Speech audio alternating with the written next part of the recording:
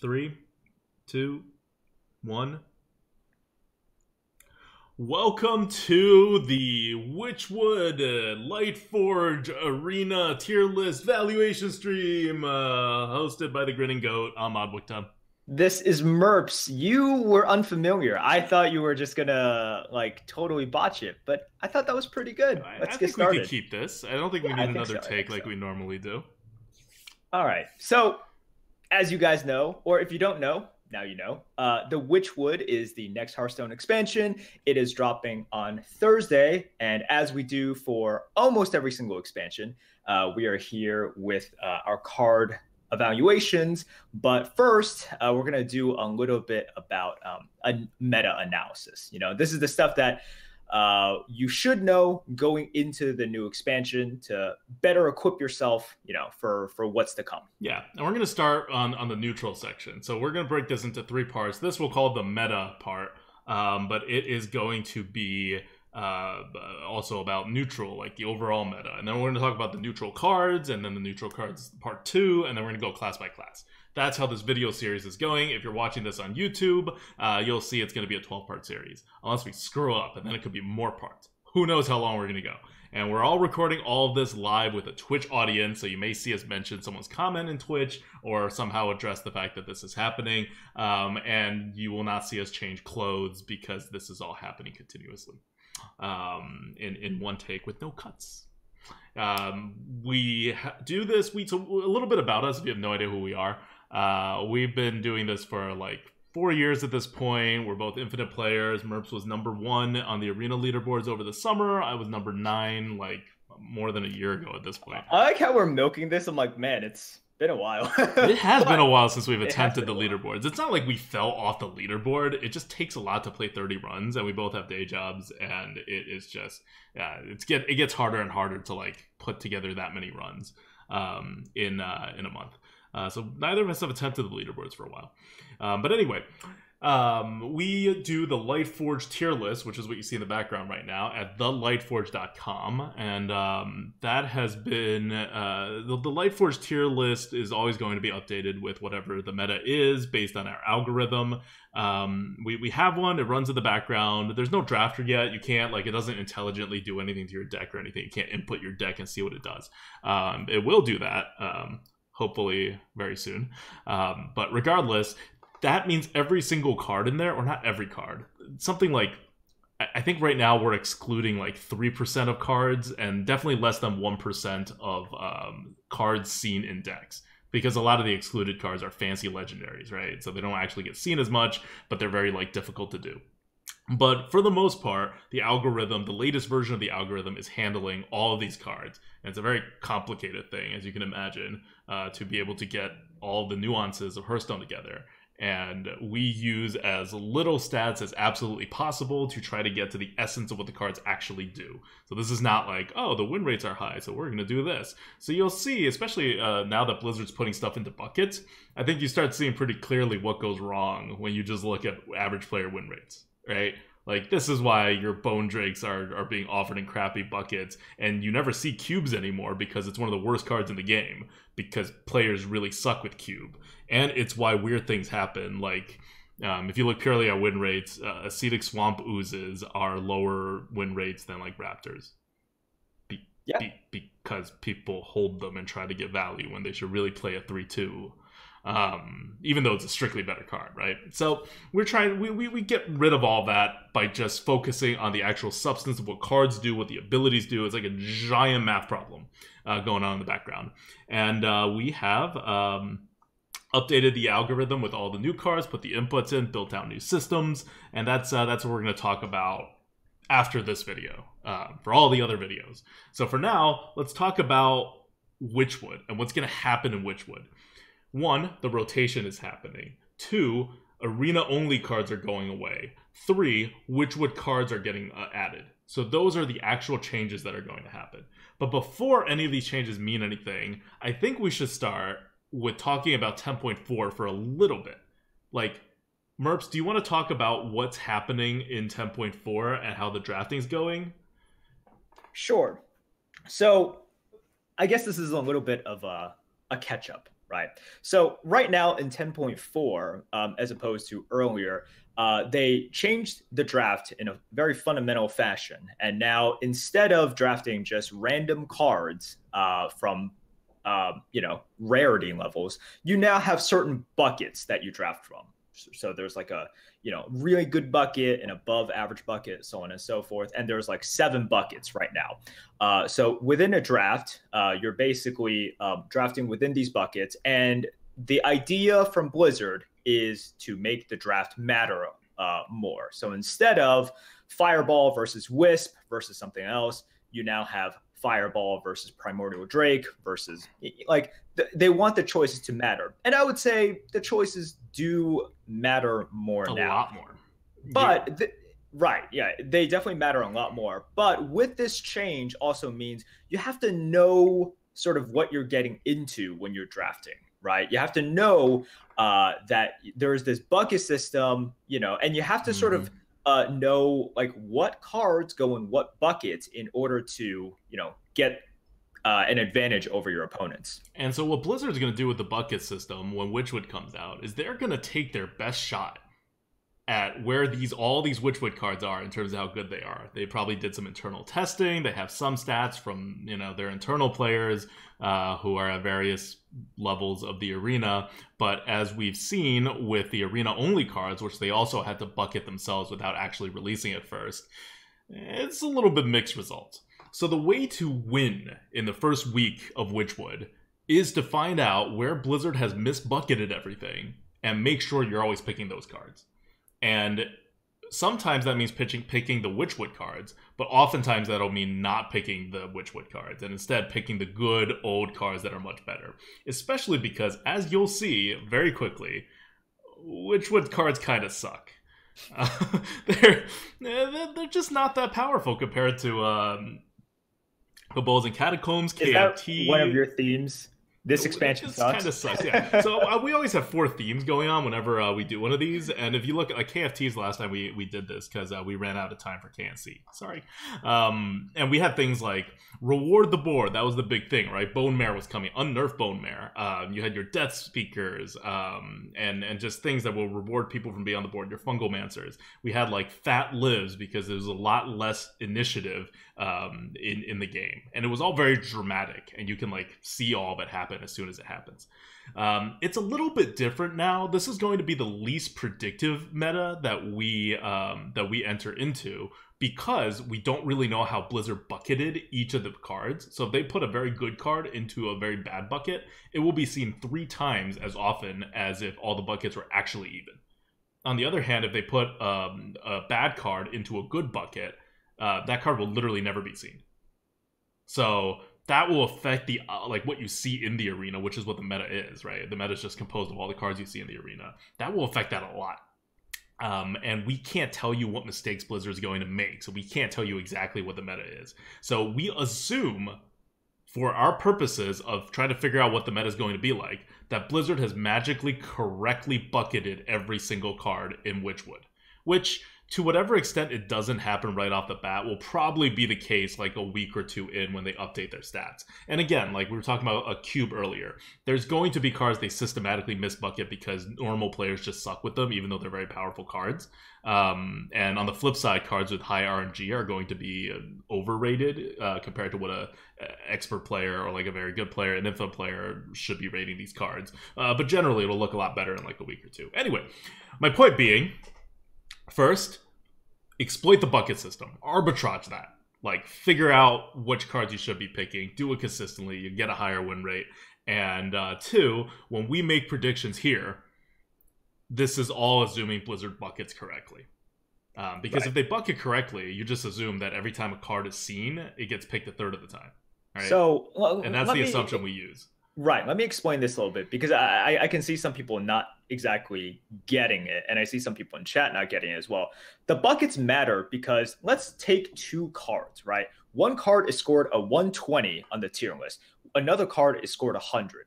Pre 10.4, we can confidently say you're going to see the 120 rated card a pretty decent amount, right? Yeah. Because of the fact that people are just going to be taking that Even card. if the 120 and the 100 card are offered at the same rate. Let's say they're both class spells. Right. Exactly. So using the old tiering system. However, with the bucket system, if Blizzard thinks the 120 rated card, and obviously we're assuming that our ratings are fairly correct. If they take the 120 card and place it at the 180 or 200 sort of like premium tier ranking, right? If it's always going up against the Primordial Drakes, then you're going to see the 120 rated card very like almost not like you're not going to see it. Well, people will still pick it because it's Witchwood, right? But you're going to see it much lower. However, if they put the 100 scored card in like the trash tier because they just think it's really bad, then you're going to see that a ton because every single time it's being offered, people are like, wait, that's not right. I'm not picking, like just a random 1-mana 1/1, right? Or like a Frostwolf Grunt. I'm picking this card, which is like much better. So pre 10.4, the 120 rated card, you could say, I feel extremely confident you're going to see this a lot. And here are the meta. We literally could tell you that you will see these cards like X% of times, like how many copies of these. It was very like we made very confident predictions before, and we were right. Like in terms of what the meta looks like, we were right. In terms of individual cards, of course, we get some cards wrong. Sometimes for deeper reasons and sometimes for stupid reasons, like we read the card wrong. Like this Witchwood Grizzly, which I had originally rated like over a 150 for how amazing it was when I thought you were losing her personal health rather than the health of the Grizzly. So once again, I have just come up with a situation in which you will see a 120 rated card much less like in much fewer games than the 100 rated card because of the bucket system, right? And in the in pre 10.4, assuming that they're like, let's say both a class spell, right? That wouldn't be the case. You'd see the 120 one more often just because it's a better card. But now, depending on the bucket system, a much better card in a vacuum can be seen a lot less than an inferior card just because of the way the buckets are set up. So that is why the predictive ability is lessened. That being said, a lot of these cards are kind of go along the same like design choices for this expansion, so I think overall we're still in the same world. Like they don't have 2-drops. Well, it doesn't matter whether people all want to take 2-drops if, for example, they don't offer you any 2-drops, right? Like it's still offering odds based to some degree. So just to set our assumptions out on the table, we assume every card that you see offered will be taken exactly 1/3 of the time. Like we're basically assuming you're like almost randomly clicking on the cards as they're being offered to you, because if Blizzard got it right, if Blizzard gets the bucket right, that's how often you'll be picking each of those cards.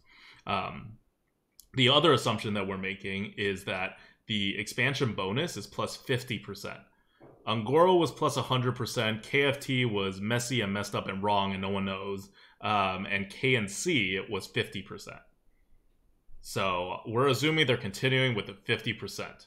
If the offering bonus for the expansion is actually plus 100%, for example, you'll see our tier list get updated very quickly to reflect that. But that's not what this is starting out as. And finally, these numbers are all going to change before they go live on Thursday. This is Tuesday night that we're doing this. They're all going to change because it's an algorithm, and if you move one card, right? If we like tweak a card or two, it could like move everything by a point or two.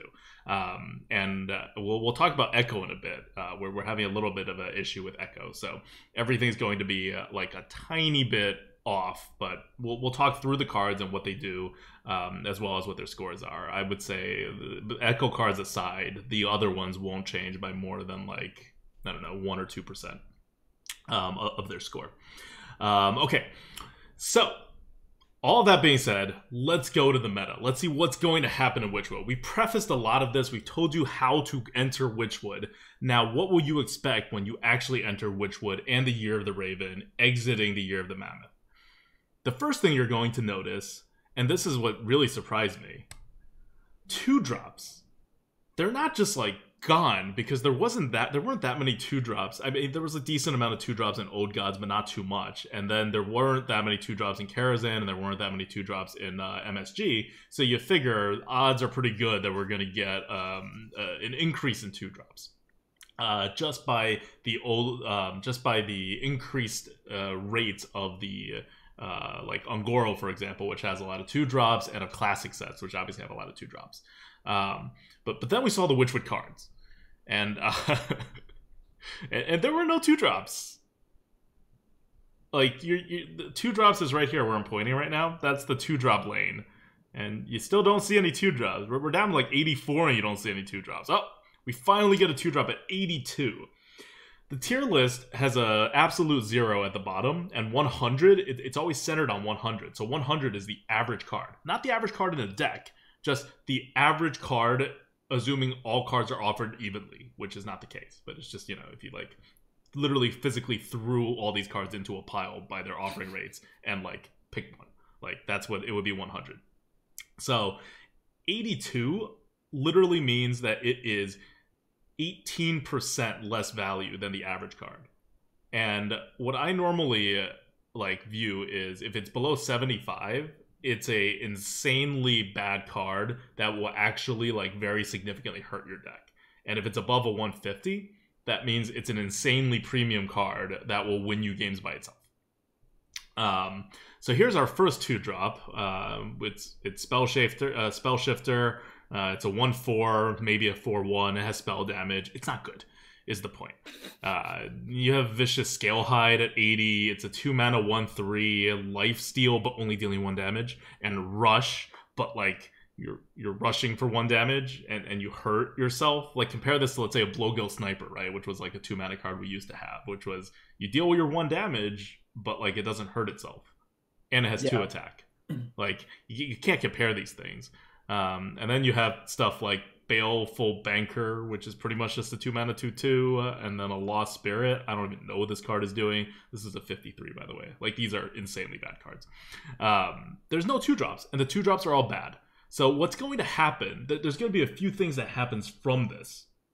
Well, actually, let's take a step back before that as well. Because there's so many bad 2-drops and no good 2-drops added, and a few good 2-drops are removed now, and not that many good 1-drops have been removed. What's actually going to happen is this above average 2-drops versus above average 1-drops has converged to be a very similar amount of offering rates, which has never happened before in any meta. So it's going to be very hard for you to build a 2-drop curve, and it's going to be about as hard or even like easy, however you want to view it, to build a curve with 1-drops. So 1-drops and 2-drops are kind of converging in terms of their value and how good they are for you. And because you're going to see a lot of 3-drops, which has been kind of the theme going on. 1/3/3 is a curve when you're going second, right? Having a 2-mana card doesn't do anything for you when you're going second if you have a lot of 3-drops. So a very legitimate curve now is 1/3/3. So you may even think about taking 1-drops over 2-drops. These are all just effects of the 2-drops being bad, basically. Yeah. Okay. So this also, I guess I'll continue. This also is... it's all about that saving time, man. Like, no, I mean, I don't really have anything to add. It's like, yes, 2-drops are bad. I agree with these scores, as I did an hour ago. Okay. So another thing that comes out of 2-drops being bad is that classes that have fillers for the 2-drop slots become a lot better. So, for example, rogues have a very natural advantage by being able to dagger and basically not lose any tempo on turn 2 for, when they're going first. And that's very useful if you're constructing like a 1/3/3 curve, for example, or if you just don't have enough 2-drops. So that's going to be a big bonus. And even other classes that don't do as much, but you can still do something, like a Paladin's a 1/1, that's pretty good. Even a Totem from a Shaman, those are all a little more important now than they were in any prior meta. Okay. Next one. Taunts have been refreshed. That's the next theme you're going to see. Old Gods was the official taunt expansion. It had more taunts than anything else, and it really shifted the game of the arena if you were around when Old Gods first launched, which was a while ago. But it very much shifted arena from a more aggressive style into one in which aggro was really stopped because your opponents could just taunt after taunt after taunt. You had your Bog Creeper, you had your Cyclotron, like there was a lot of taunts. And an expectation with Old Gods going away that at least I had was that taunts would be like a little less intimidating than they used to be, and that's not really the case because the taunts have refreshed themselves. We, instead of a Bog Creeper, we now have a Furious Etin. I love how they really just, it's like, okay, how do we make sure this is not the same thing? We'll shift the stats by 1. And that's all they did. They shifted the stats by 1, and they're like, all right, it's totally different now. Ignore the fact that it's like 99% the same. It's totally different. Mm-hmm. But yeah, I was thinking, I was like, oh, okay, well, we're missing a large sort of like, like decently statted taunt, right? Mm-hmm. But here I'm like, oh, this is just fine.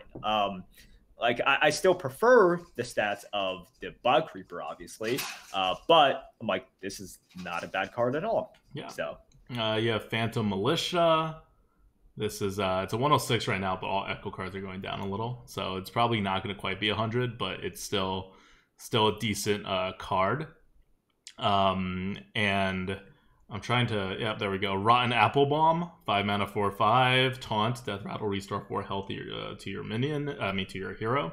That is going to be so annoying for aggro, right? Like these are anti-aggro tools, and they're no worse than what we had in Old Gods. And with an offering rate attached to them, we're assuming the 50% offering rate. So with an offering rate attached to them, that is going to be, it's going to make up for the fact that, yes, technically there are less taunt cards in the meta in terms of number of different cards. But each of these cards are going to get an offering bonus for being in the latest set. Yep. So I think there's one more. I can't think. Oh, yeah, that's right. Witchwood Grizzly, my favorite card.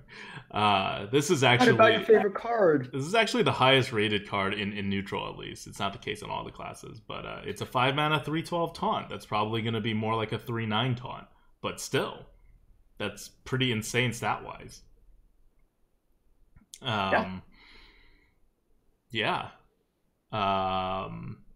So though that's taunts, and on top of that, one more thing in favor of taunts and why taunts will be more annoying is that you won't have Hog Riders anymore.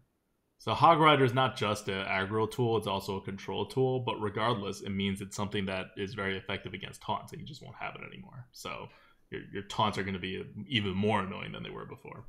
The more the game became like sort of this, like post 10.4, I would say it was sort of like there was a lot of tension, right, on the board. It was just like you couldn't really rush down anyone. You couldn't go all in because of like, the Cracking Dooms and like the AoEs.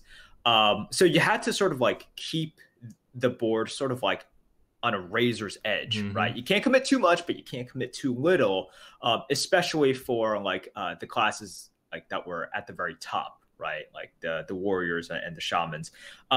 And what the Hog Rider did, like it got like more and more valuable over time, right? It gave you this initiative, and it let you sort of carve into the board a little bit faster and a little bit differently than what your opponent expected. So Hog Rider was one of those cards in which when it came out, it was like, oh yeah, this is pretty good. And then I would say, now like Hog Rider is just a really, really good card, right? Like that thing is super useful, and it gives you a lot of security where you know that, okay, it only has charge when there's a taunt, but that just means it only lets me solve a problem if there is a problem there, right? So we're gonna miss it a lot. I know I'm gonna miss it a lot. Yeah, and like I said, same amount of taunts now without Hog Rider, which was bailing everyone out. All right.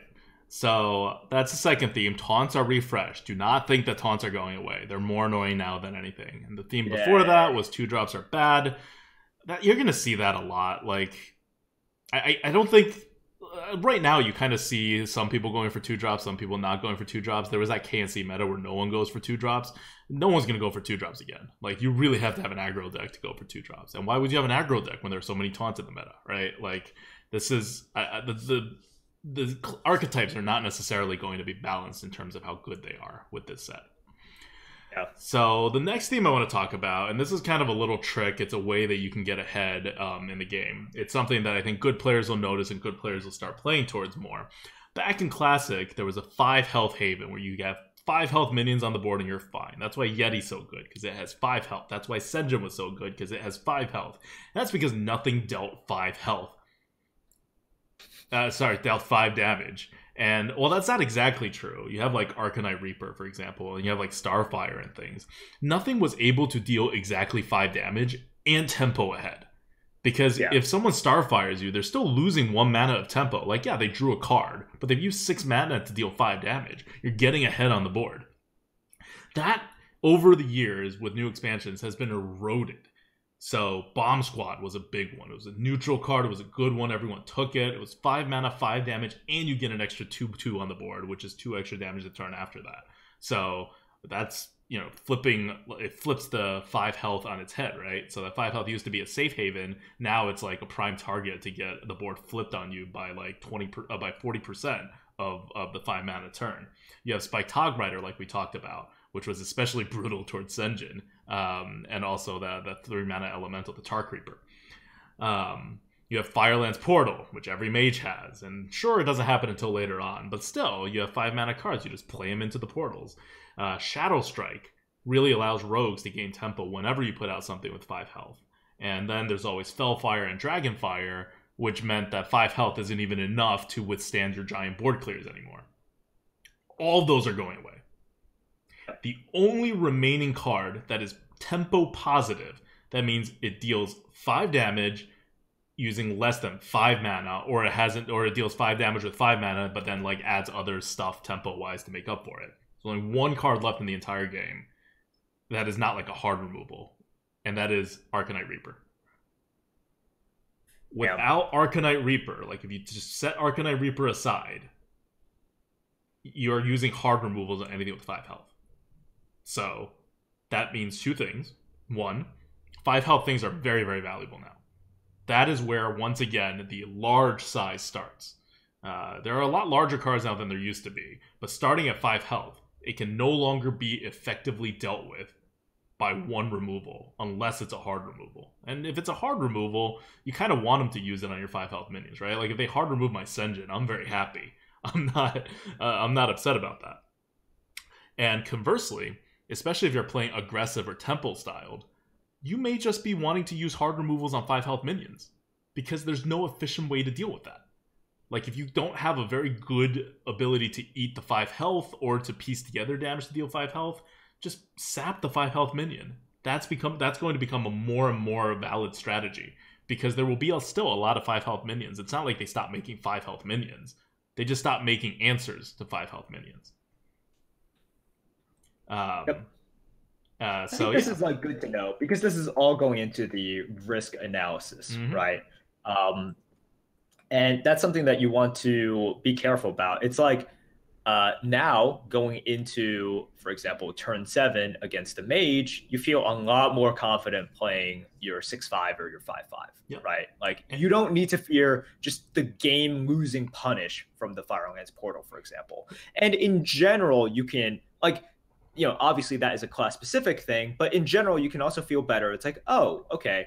For example, 6 mana 5/5s, which were terrible, right? Like they were terrible because obviously like losing stats on a drop is bad, but they were also terrible because there were so many 5 damage things. And now you're like, okay, this isn't like so bad anymore, right? Yep. This is going to be super important. Like, remember this 5 health thing whenever you're faced with an empty board, especially. Because if you're facing an empty board and you put something with 5 health on the board, you're automatically ahead. Because your opponent will now have to do weird things to try to remove it. In fact, one of the good ways to set up a hard removal is just to place stuff with 5 health onto the board. Because your opponent will be forced to play a big minion. Probably a really big minion. Because nothing else is going to kill this 5 health minion. Yep. And it's going to be just such a problem to people. Okay. Finally, one thing you're going to notice about this expansion is initiative. Mostly in the form of rush. Not going to count all the rush cards in the game, but there's a lot of them, and almost all of them are good.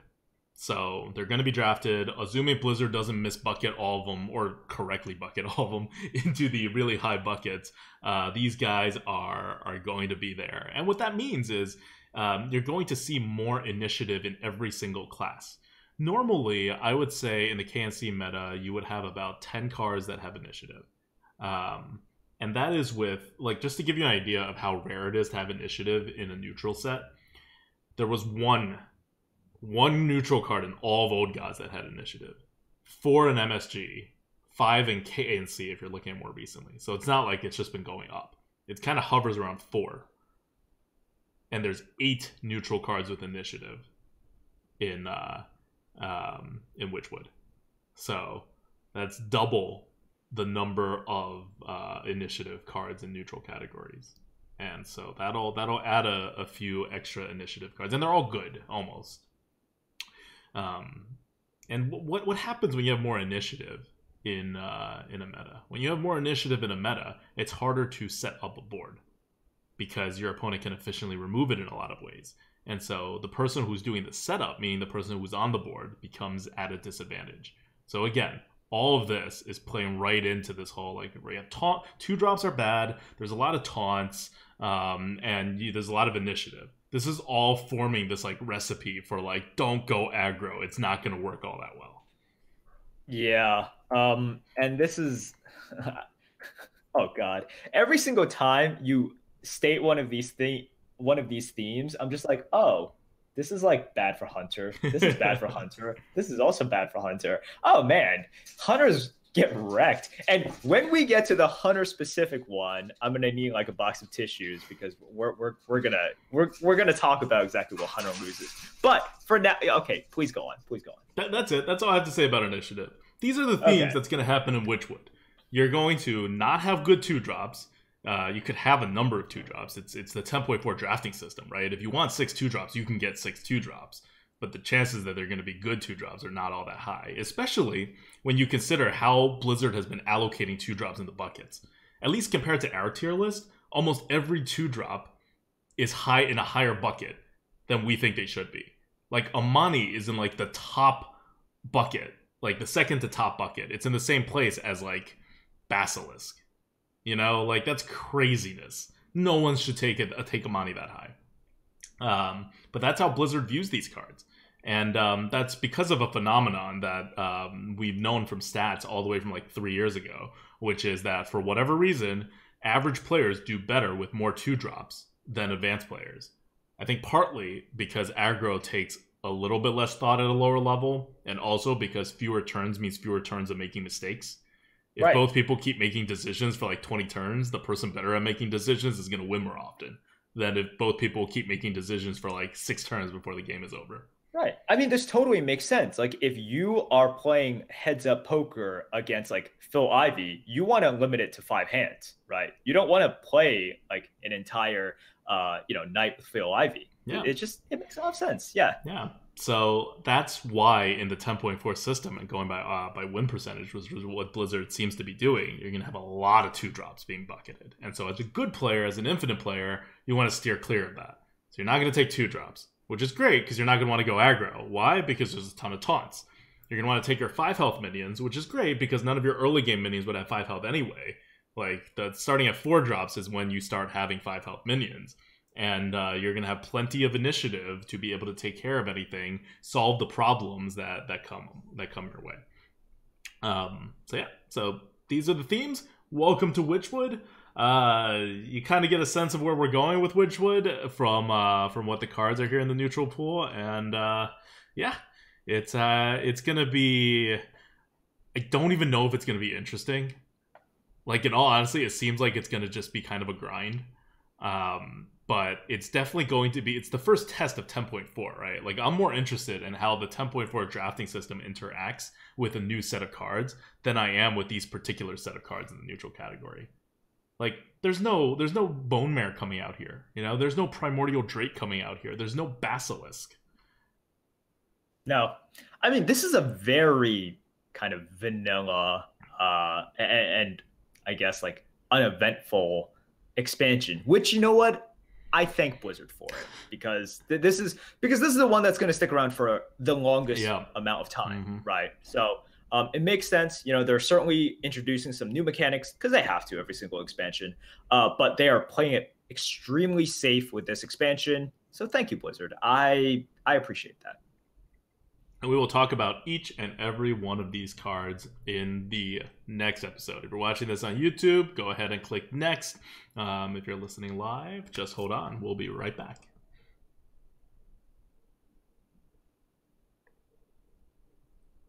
Okay. Okay, cool. All right, that's one down.